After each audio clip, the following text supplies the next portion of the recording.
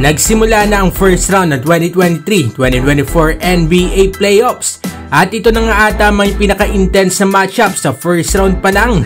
Ang OKC Thunder na may pinakabatang roster sa NBA ngayon ay tinapos ng regular season na number 1 sa West, kaya nakatapat kanila ang New Orleans Pelicans na mix of young at veteran talents.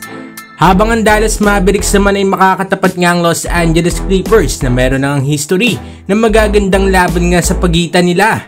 Sina Anthony Edwards at Wolves naman ay nakatapat nga ang three-headed monster ng Phoenix Suns na mas pinaboran nga na manalo sa serye nila kahit number 3 pa nga ang Wolves at number 6 lang ang Suns. At huli ay nagtapat nga rin agad sa first round na nagtapat nga sa last Western Conference Finals na Denver Nuggets at Los Angeles Lakers, na matindi nga rin dahil hindi pa nga muling nananalo itong Lakers sa halimaw nga na si Jokic.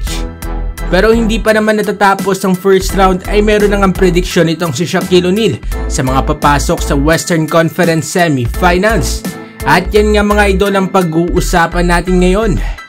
Una nga yan tapatan ng OKC at Pelicans. As of now ay 2-0 ang serye at hawak nga ng OKC ang lamang.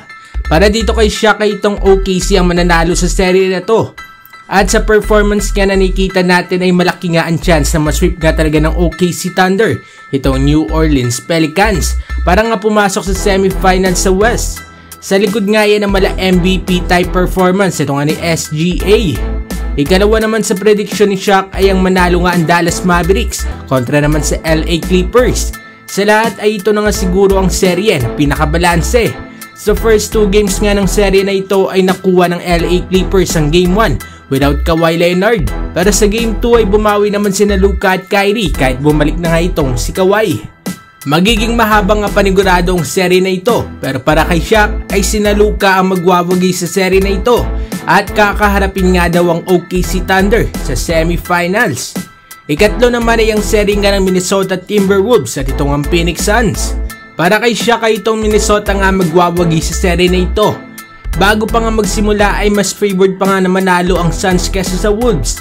Pero sa first 2 games nga ng paghaharap nila ay pinatunayan nga ito nila Edwards. Mas malakas nga ang roster na meron sila sa Suns, taking 2 games to nothing.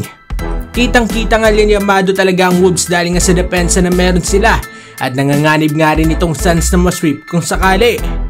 Ikaapat naman at huli ay ang serye nga ng Lakers at Nuggets. Sa prediction nga ni Shaq ay Lakers nga magwawagi sa serye na ito.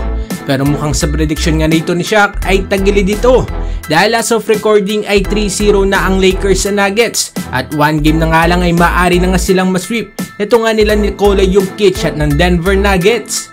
Maganda naman na nilalaro ng Lakers sa first half ng 3 games. Pero pagdating sa second half ay ubos na nga ang bala ng LA Lakers at nananalo nga itong Denver Nuggets. So yan nga mga idol ang prediksyon ni Shaquille O'Neal. Mukhang 3 nga sa 4 na serye ay tatamang ang hula nito ni Shaq. Ano masasabi ninyo dito mga idol? Ano nga ba ang prediksyon nyo sa maghaharap sa West Semifinals? Mag-komento sa baba at ating babasahin yan. Huwag kakalimutan na mag-like at subscribe para sa iba pang balitang NBA. Maraming salamat po.